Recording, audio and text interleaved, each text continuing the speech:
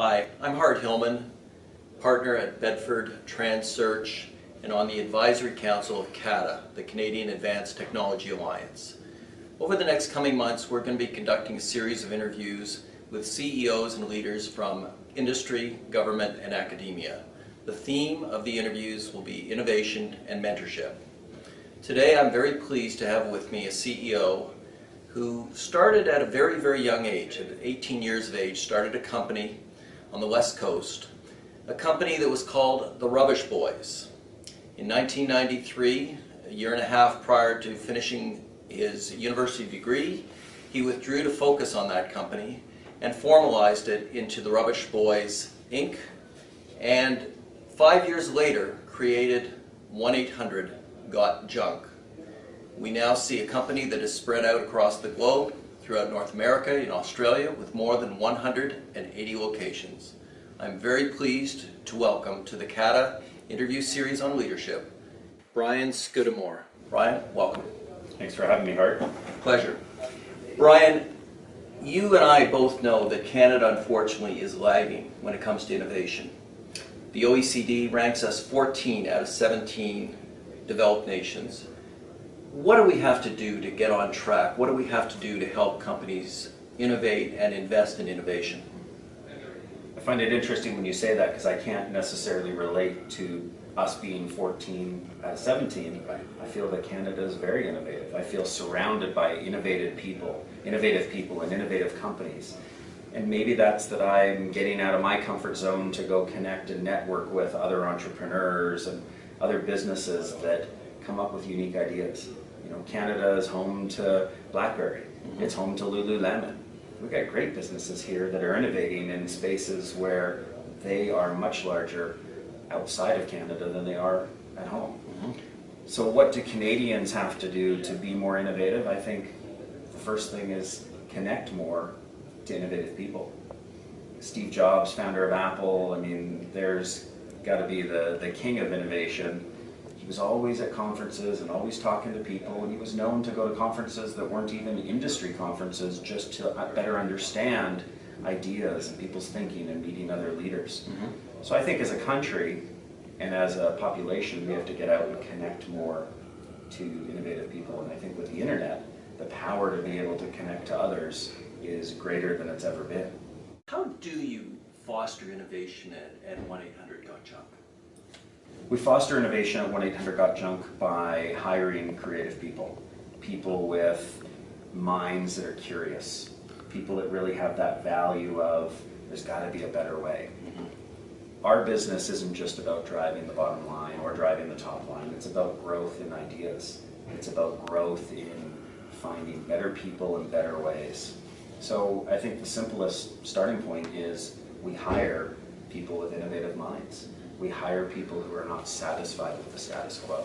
People that will challenge our ideas, my ideas. I love when someone says, you know what, Brian, you've done this for so many years the same way. What about a different way? Are you open to that? Yeah, that's innovation. Things can't remain the same and get stale. You've got to innovate. Talk to me a little bit about what you would give by way of advice to graduating Canadian university students as they embark on their career. And then maybe in an area that I know you're very passionate about, entrepreneurs, Canadian entrepreneurs who are trying to make it in this environment and frankly in a global environment. What advice would you give to them as well? So I would advise that entrepreneurs and graduates from business school or university, that if they want to be more innovative, get out and ask questions. Ask why something is a certain way. Why have we always done this way? What would it be like if you dream a little and imagine a different possibility? At 1-800-GOT-JUNK, while we're junk removal, I think what we do best is we imagine new possibilities. Whether that's starting 1-800-GOT-JUNK in Australia, or whether that's building a mobile app that we now have that all our truck teams can carry, and all their directions are there for the job. They can enter in their sales figures after every single job. It's just instant communication with our sales center and our people. That's innovative. Let me ask you, what is your philosophy or guiding principles around mentorship, and is it part of 1-800-GOT-JUNK's philosophy as well? it's part of my philosophy, it's part of our When I Kinda Got Junk philosophy. I think the best way to learn is to teach. Get out there and connect and show someone how you can do a great job at something, but get their feedback and say, hey, what would you have done differently? Brian, you've been quoted a number of times talking about it's about meaning, it's not about money. It's a quote of yours, and it's one that I find particularly compelling. Talk a little bit about social give back. Today, Y-Genners are more interested not only in what you do, but also what you do to make a difference in people's lives. I think we do a lot to make meaning versus making money. This business is $120 million, and one day will be 200 million, 300 million. That's fun in terms of a yardstick to measure our growth and see how well or how big we've become, but it doesn't measure the meaning. The meaning, I think, is the less tangible side. And the meaning is, are our employees engaged? Are they happy? Do they enjoy coming to work? We went out and celebrated a bunch of goals last night with the entire Toronto office, and everyone was like, wow, this is just such a great place to work. That's what we want people to be feeling, saying, thinking. The making meaning versus making money is doing good within our business. It's doing good within the community that our franchise partners have been successful in. We have 180 franchise locations across Canada, US, Australia. We have 180 different franchise partners who practice some form of philanthropy. Right. Toronto, where we are today, one of my favorites is Paul Guy, who runs the franchise here and owns it, is a big fan of Yard Sale for the Cure, raising money for breast cancer research. And they've raised over $100,000 over the years by setting up these yard sales every spring throughout Toronto, where they sell the items that we find off of junk jobs and give 100% of the cash that comes in to the Yard Sale for the Cure. So I believe that you first take care of your own family, your own house, and do what you can to mentor, support, offer the right health benefits and programs to make sure people are happy, and then inspire and empower others to get out and do things. And encourage, I guess. Absolutely. Can you talk just quickly about the two new ventures? I think 1-800-JUNK is very well known across North America and Australia, but these are new ventures. Can you maybe just give us a quick soundbite on those two? Of course. Wow One Day Painting is a painting business where we will go in and, as the name says, paint your home inside or out within a day.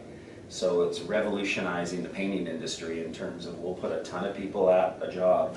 We know how to organize our labor and get the process done in a day with the same, if not better quality in a time frame that's completely unexpected. And I discovered that by being a customer of this company, and fell in love with the fact that my house was painted in a day, the quality floor to ceiling moldings trim was unbelievable, and I just was, hey, have you thought of franchising? And we partnered up and I acquired his business. The third business is called You Move Me, and that's challenging another space where I've had poor service. And the moving industry, I had a guy come by who did my move, or a team of people, and they broke stuff, they left a mess, they were rude. I mean, it was everything that you'd sort of expect from a moving company.